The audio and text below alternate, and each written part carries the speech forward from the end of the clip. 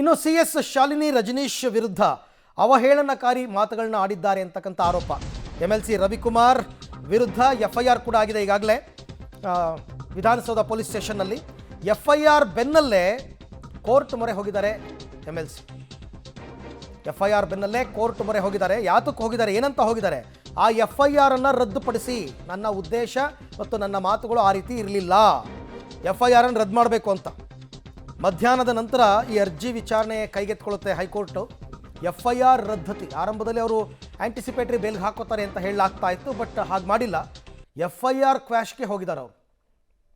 ನಾನು ಆ ರೀತಿ ಮಾತನಾಡಿಲ್ಲ, ಅವಾಚ್ಯ ಪದಗಳನ್ನು ಬಳಸಿಲ್ಲ, ಅವ್ರು ತುಂಬ ಬ್ಯುಸಿ ಇದ್ದಾರೆ, 24x7 ಕೆಲಸ ಮಾಡ್ತಾರೆ ಅಂತ ನಾನು ಹೇಳಿದೆ ಅಷ್ಟೇ ಅನ್ನೋ ರೀತಿಯಲ್ಲಿ ಮಾತನಾಡಿದ್ದಾರೆ. ಸೊ ಮಧ್ಯಾಹ್ನದ ನಂತರ ಇವತ್ತು ಹೈಕೋರ್ಟ್ ಅರ್ಜಿಯನ್ನು ಕೈಗೆತ್ತಿಕೊಳ್ತಕ್ಕಂಥ ಸಾಧ್ಯತೆ ಇದೆ. ಬಟ್ ಒಂದು ಕಡೆ ಪೊಲೀಸರು FIR ಮಾಡಿಕೊಂಡು ಈ ಒರಿಜಿನಲ್ ಫುಟೇಜ್, ವಿಡಿಯೋ ಫುಟೇಜನ್ನು FSL ಕಳಿಸುವಂತಹ ಪ್ರಯತ್ನವನ್ನು ಮಾಡಿದ್ದಾರೆ ಈಗಾಗಲೇ. ಈ ಬಗ್ಗೆ ಮತ್ತಷ್ಟು ಮಾಹಿತಿ ನನ್ನ ಕೊಲೀಗ ನರಸಿಂಹಮೂರ್ತಿ ಅವರಿಂದ ಪಡ್ಕೊಳ್ಳೋಣ. ಮೂರ್ತಿ, ಈಗ ಸಾಮಾನ್ಯವಾಗಿ ಇಂಥ ಪ್ರಕರಣಗಳಲ್ಲಿ FIR ರದ್ದತಿಗೆ ಹೋದಾಗ ಕೋರ್ಟ್ ಇದನ್ನು ಯಾವ ರೀತಿ ಗಮನಿಸುತ್ತೆ? ಆಮೇಲೆ ರವಿಕುಮಾರ್ ಈ ಹಿಂದೆ ಕೂಡ ಇದೇ ರೀತಿ ಕಲಬುರಗಿ DC ಬಗ್ಗೆ ಮಾತನಾಡಿದರು. ಇದೆಲ್ಲವನ್ನ ಪರಿಗಣಿಸ್ತಾರಾ ಹೇಗೆ ಅಂತ? ಅರವಿಂದ ಮುಖ್ಯ ಕಾರ್ಯದರ್ಶಿಗಳ ವಿರುದ್ಧ ಆಡಿದ್ದಾರೆ ಎನ್ನಲಾದಂತಹ ಆಕ್ಷೇಪಾರ್ಹ ಮಾತುಗಳ ವಿರುದ್ಧ ನಿನ್ನೆ MLC ರವಿಕುಮಾರ್ ಅವರ ವಿರುದ್ಧ ಬೆಂಗಳೂರಿನ ವಿಧಾನಸೌಧ ಪೊಲೀಸ್ ಠಾಣೆಯಲ್ಲಿ FIR ದಾಖಲಾಗಿತ್ತು. ಇದೀಗ ಆ FIRನ ರದ್ದನ್ನು ಕೋರಿ FIR ಆ ಕ್ರೈಮ್ ನಂಬರ್ ಏನಿದೆ 66/2025 ಆ FIR ಅನ್ನು ರದ್ದು ಮಾಡುವಂತೆ ಹೈಕೋರ್ಟ್ಗೆ ಬೆಳಗ್ಗೆ ಅರ್ಜಿಯನ್ನು ಸಲ್ಲಿಕೆ ಮಾಡಿಕೊಂಡಿದ್ದಾರೆ. ಈ ಅರ್ಜಿಯ ವಿಚಾರಣೆ ಇವತ್ತು ಮಧ್ಯಾಹ್ನ 2:30ಕ್ಕೆ ಹೈಕೋರ್ಟ್ನ ಕೃಷ್ಣಕುಮಾರ್ ರವರ ನ್ಯಾಯಮೂರ್ತಿಗಳ ಪೀಠದಲ್ಲಿ ವಿಚಾರಣೆಗೆ ಬರಲಿದೆ. ಮಧ್ಯಾಹ್ನ 2:30ಕ್ಕೆ ಈ ಅರ್ಜಿಯ ವಿಚಾರಣೆ ಆರಂಭವಾಗಲಿದೆ.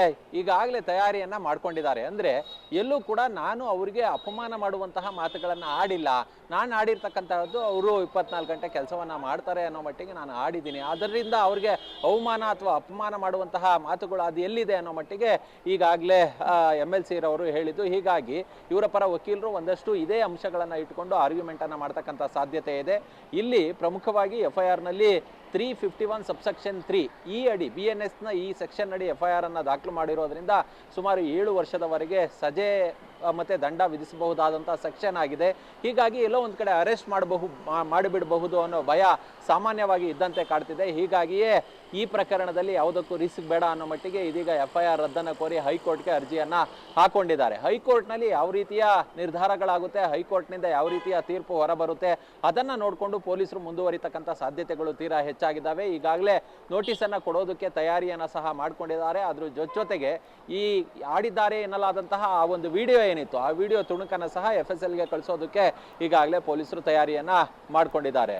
ರೈಟ್ ಮೂರ್ತಿ, ಥ್ಯಾಂಕ್ ಯು ತಮ್ಮೆಲ್ಲ ಮಾಹಿತಿಗೆ ಧನ್ಯವಾದ. ನೋಡೋಣ ಮಾನ್ಯ ಘನ ನ್ಯಾಯಾಲಯ ಈ ವಿಚಾರವನ್ನು ಯಾವ ರೀತಿ ಪರಿಗಣಿಸುತ್ತೆ, ಏನು ತೀರ್ಪು ಕೊಡುತ್ತೆ ಅಂತ.